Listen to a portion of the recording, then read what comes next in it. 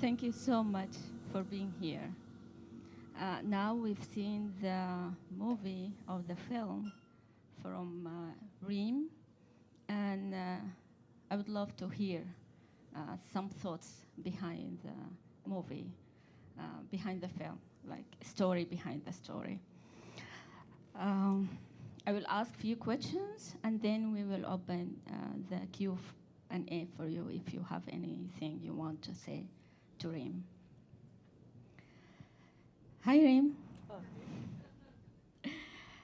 As we watched in the film, our raw personal stories could be raw material for creative projects.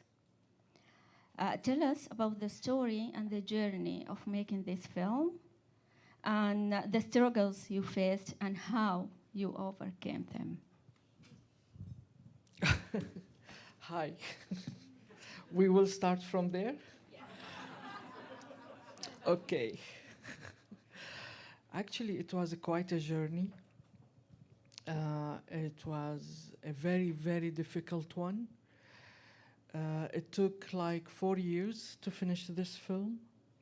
And it started with me trying to get a visa while I was living in Syria.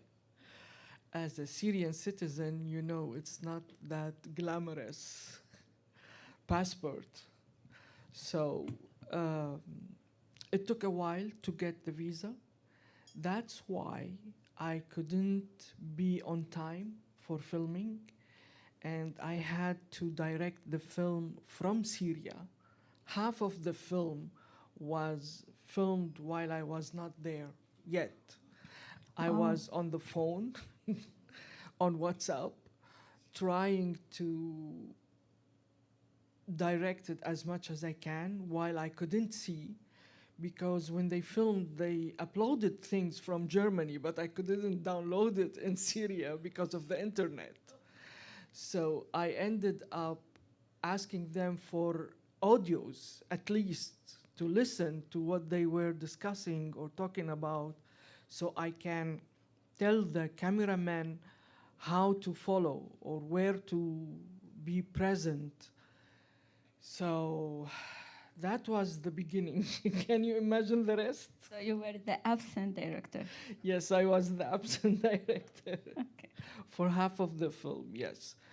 The beginning of the film. Then finally the visa came and I went there, and I was shocked that I cannot come close to the actresses.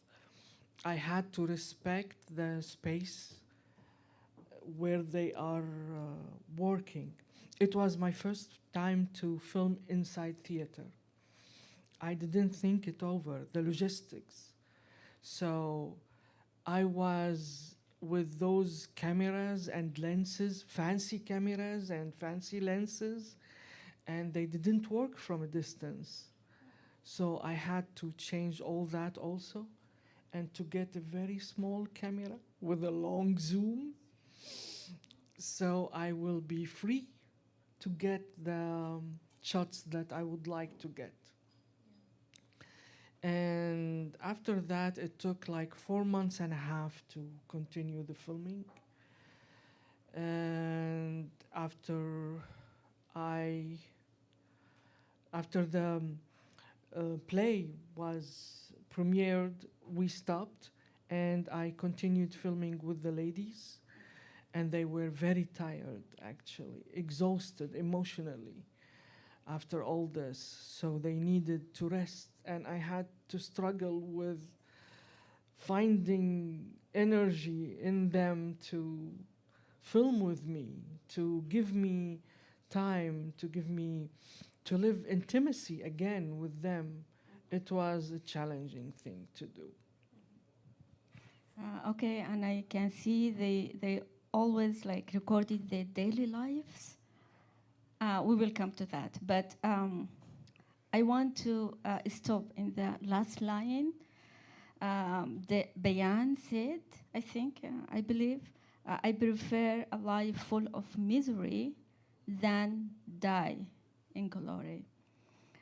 This lion was hunting me, actually, along the movie, and I believe it was woven in the movie, in the film, sorry, and play. What do you have to say about this? Well, it's the essence of the play and the whole experience. They have confronted this line for the whole time, actually, and it was a difficult line for them and for me. When I get there finally and I heard it for the first time, I was also, I had my own challenges with this line because we all were Syrian during a war. The war was still ongoing, and we were dealing with the whole situation in a way that intersect with Iphigenia, actually. And Iphigenia was torn between sacrificing, suiciding, and living. And we were in the same situation somehow. You were in Syria at that time, right? I was in Syria. In jail. Yeah. Yeah, I lived in Syria, despite that I went to jail, to prison incarceration for 2 times. And I lived for 6, 7 years in hiding. I couldn't live a normal life because of my beliefs, which were against the Al-Assad regime. And right after prison, actually, I met the director and he invited me to make this film. And I accepted immediately because I didn't like the people who left Syria. And they were the people who left Syria. Okay. So the start was that I went there to challenge myself with the people that I didn't like their stand, their attitude, what they did, their beliefs. They fled the country, they fled the fight. They didn't stand up there with us trying to make things right. So somehow you were judging them. I was prejudiced, yes. Yeah. I was, yes. And to my shock, when I arrived to Germany, to Berlin, and I heard that line, and then I saw them, I was living my own journey with that line and with my own thoughts, my own prejudgment. And it was quite a journey. That's why I think I came up finally with a structure based on that line for the film, because it was the real struggle for them, for me. It has to be for me too. I was Iphigenia also with them during this experience. Yeah, I can relate to that. It is so hard to leave a country that you love and your family, as the Bayan said, that home is where family is. It's not easy to It just... is not. I was so naive and I was so wrong to judge that. When I came to Germany and I saw what they are living, it was, how do you say in English? A revealing thing? Revealing, yes. Although, as her grandmother said, Germany is not a paradise, right? And this led me to ask, where is paradise? Wherever we go, we think, and we had this very pretty pictures about places that we want to go to, or and because we escape from a place to another, hoping that the other place will be paradise. Yeah, that was one of my wrong ideas. I thought that they are leaving hell, Syria, hell, to the paradise. And I went to that paradise and I saw Yeah. Oh. Yes. How paradise is it? What a paradise. Yeah, what we have seen in the film is not like a film about war or politicals or anything. Actually, this film defied the expectations that we see in films or about Syrian refugees or about refugees in general. And I love the line that she said, I don't want to be, is this a movie about Syria? I don't want to be in another movie about Syria. Because for me, it is, yeah, or for her, it is all the same, you know. So how could you came with these differences? It was a decision that I took from the very beginning. I was so angry of the media, social media, propaganda, news, everything, how they portrayed the Syrian and the refugees in general. It was inhuman, and I wanted to reclaim that. So I worked with all my heart and with all my skills and tools that I have to work against that. And as I see, you like succeed in drawing a different, whole different picture about, yeah, the whole like narrative or the normal narrative. This film also is about characters writing a play script, and you are filming while they are telling their stories and writing, right? What was the challenge to make a cinematic film about theater?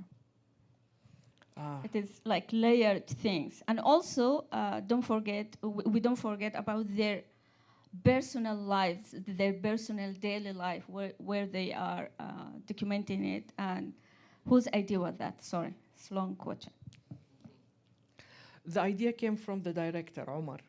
He invited me to film this, to make No, I this mean film. the idea for them to filming themselves while they living their daily lives. Yes, that was my idea because I was directing from Syria. I asked them to film themselves as diaries. Then it was also not just because I was in Syria, I couldn't film them.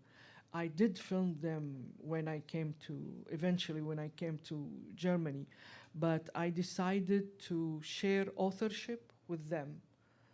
I took this artistic decision. I love that. I wanted them to decide what do they want from their own private life and to share that with me. I didn't like the authority that I had, and I wanted to share that. So that's why I asked them to film, and I implemented this. I worked on a structure that will have this waving inside the film. So this is about the idea, and what was the yeah, the challenge of a cinematic yeah. film. Theater is, as they say, I don't know if it's in English, but in Arabic we say theater is the father of arts. And your background in theater. Yes, I came originally from theater. I studied theater, actually. I didn't study films. I worked at film. I learned by working. So, as a father of arts, it was intimidating a little bit at the beginning, but then the moment I got involved in the questions in their lives and the intimacy that was there, I forgot everything, and I just lived in those close-ups that you saw. Yes, she loves close-up. I love close-ups. Yes. I told her something today about that. Usually when I go to filming, I have this reminder always with me. Reem, remember, you should film general shots. And I never listen. Okay, I want to just make a notice before I ask you this question. That I think it was a smart idea. You asked them to film their daily lives because from what I've seen, everyone like put what is important for them in their lives. For example, her son Peppers, she talked about him a lot, and also she went to visit him. And the other one, I forget the name, I'm sorry, that she was insisting for her young daughter to wake up and to have hug, you know. She wants her to be in the film. And also for the one who went, Zena, who went to the lawyer and her application was rejected or something. I think those are moments of their lives that like light up and gives us like fractures of their daily lives and what they are struggle or what they are love as well, because not all of them they were in this dramatic crying emotionally phase of life, right? Yeah. Can you tell me or tell us a little bit about how did you come to be a documentary thing, documentary artist, creator from a part? It is a very silly story, by the way. A short and silly story. After graduating from the uh, High Institute of Dramatic Arts, I was jobless and I was at home all the time. So suddenly the phone rang, and my best friend, she was screaming, asking for help, that her assistant left her. She was a director. Her assistant left her, and she needs someone who she can rely on. And she just called the first person came to her mind. And she asked me to come. I said, but I don't know what to do. She said, okay, I will teach you how, and you will do it. So, as silly as that, I just went to help a friend. Oh my God. And I never left. Yeah. I love this.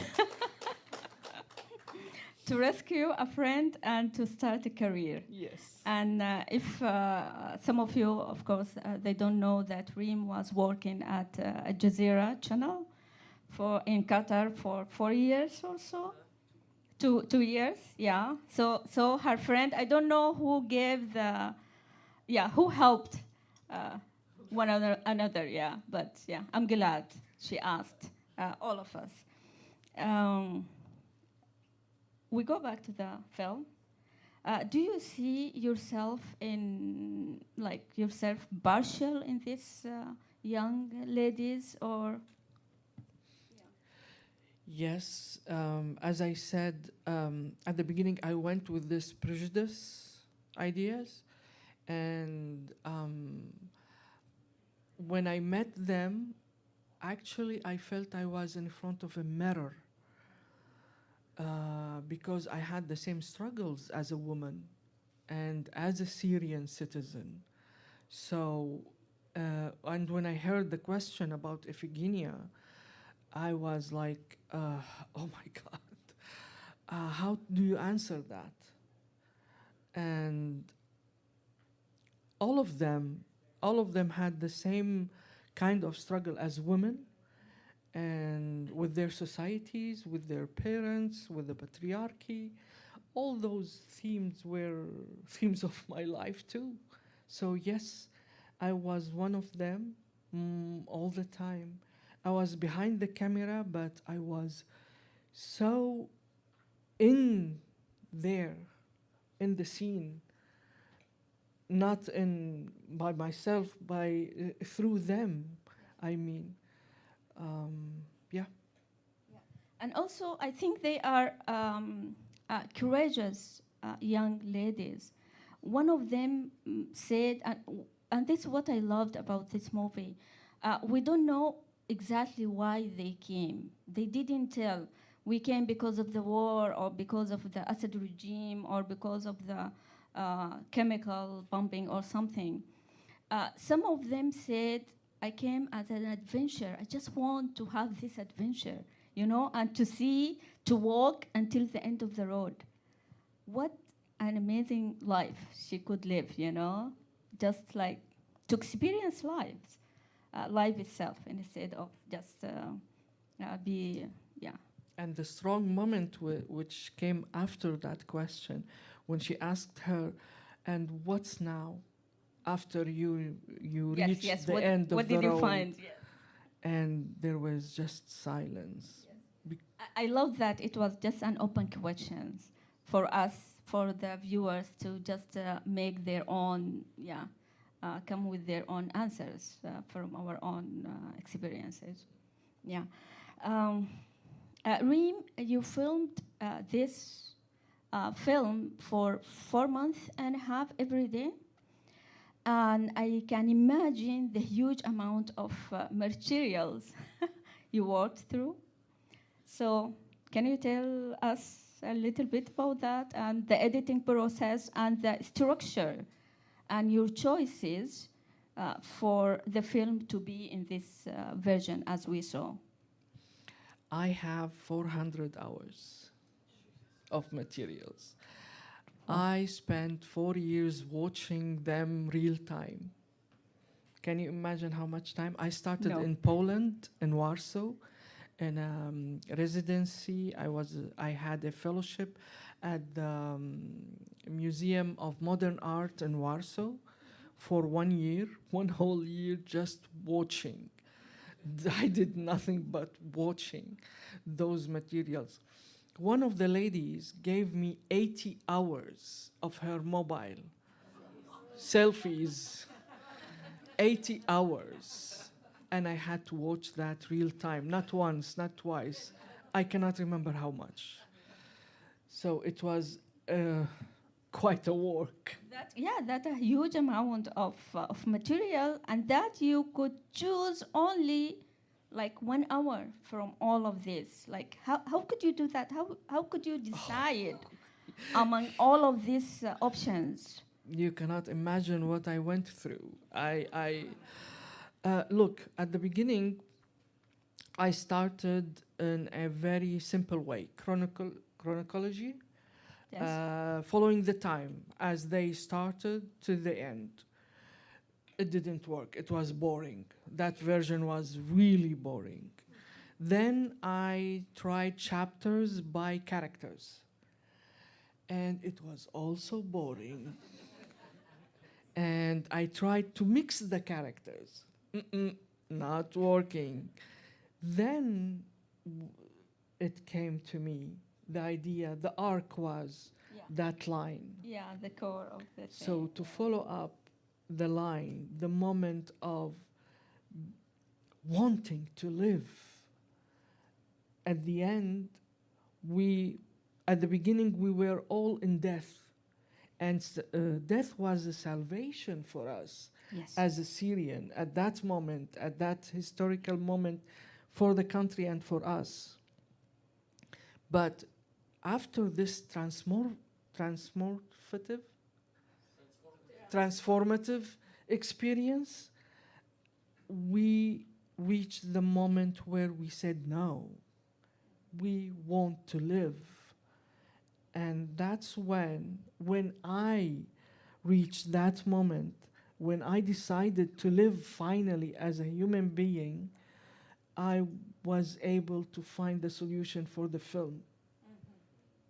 Okay, actually now you answered my questions. My last one, maybe my question is, did Iphigenia committed a suicide or a sacrifice? No, that's a very difficult question. Yes, but you already answered it.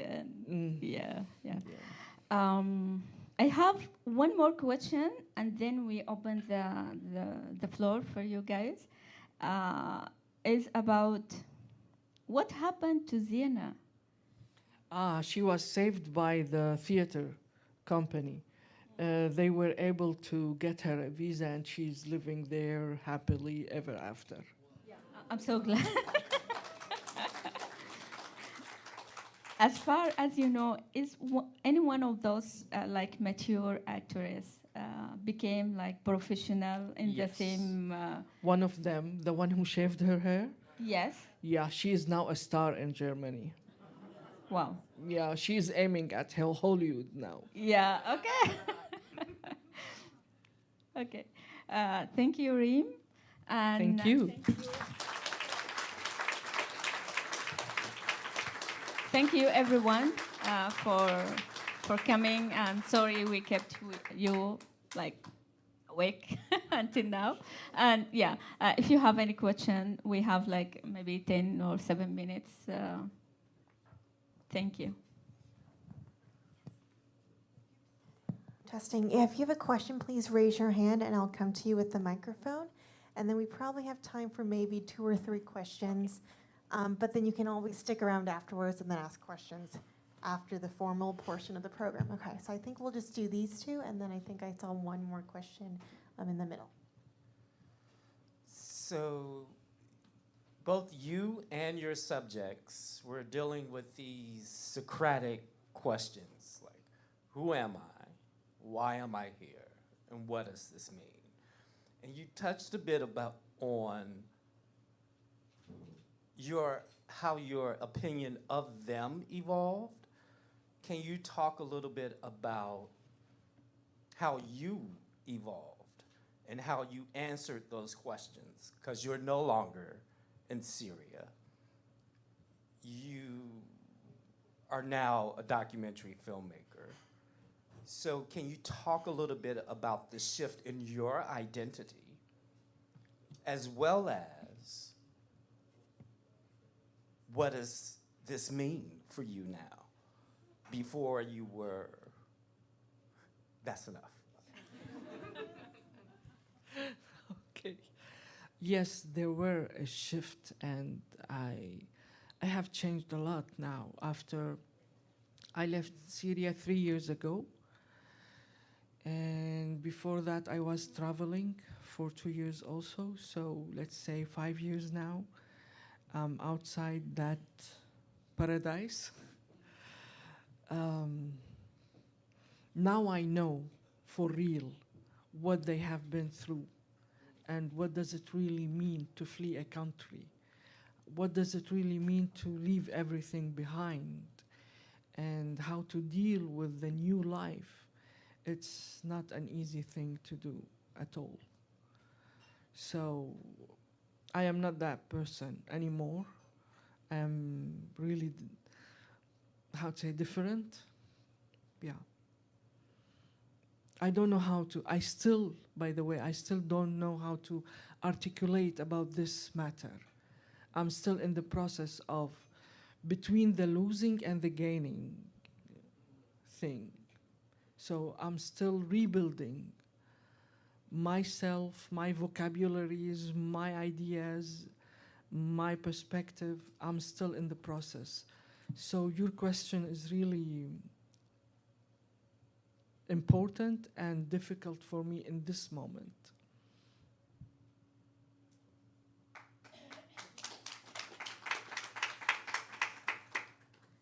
Thank you for that. That was really fascinating to watch.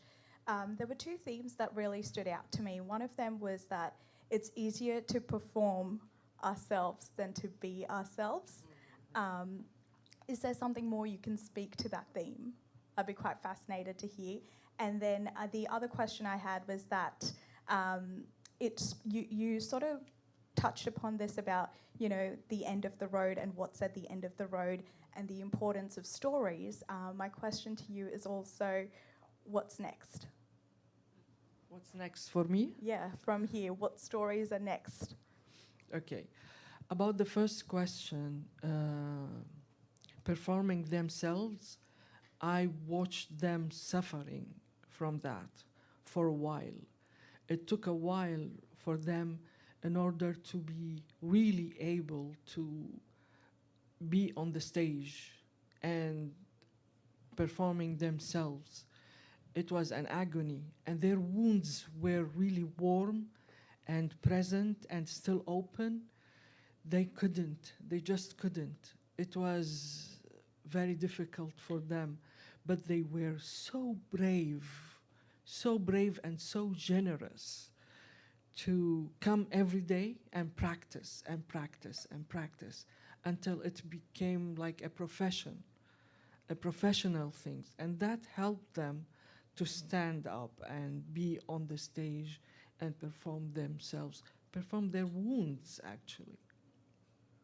What's next for me? I just started, actually, a documentary which will be about my journey. It has been quite a journey, starting from the Syrian revolution and my incarceration and the whole atrocities. But it's gonna be a mix between what happened in Syria and what I lived in my personal life. So it's more like a memoir, something like that. Great, and thank you. I don't think we'll have time for everyone's questions, but we'll have one more in-person question, and then we have one question from the live stream audience as well, so 2 more questions. I just wanted to congratulate you on a really powerful film. I just love the ending when the actors were looking in the camera, the close-up in their face and seeing themselves. I really related to this film because I'm a theater director and I created pieces in Pittsburgh with people from Somalia and Sudan and Darfur, and seeing the journey from the beginning to the end was really powerful. My question, 2 questions. Will this film be available for streaming so I could show it to my college students in the future? And what's your comment on the current crazy situation in this country with the ICE agents rounding up people? Thank you. I will take the first question. It will be in a streaming. I can give you later on the link. Okay. And then I think we have one final question from the live stream, but like I said, if you have additional questions, Rania and Reem will be here, so you can go up to the stage and ask your questions more personally. This is the final question. It's for both of you, I think. How has your friendship here in Pittsburgh and how have each other's works influenced your own work and your life here in Pittsburgh?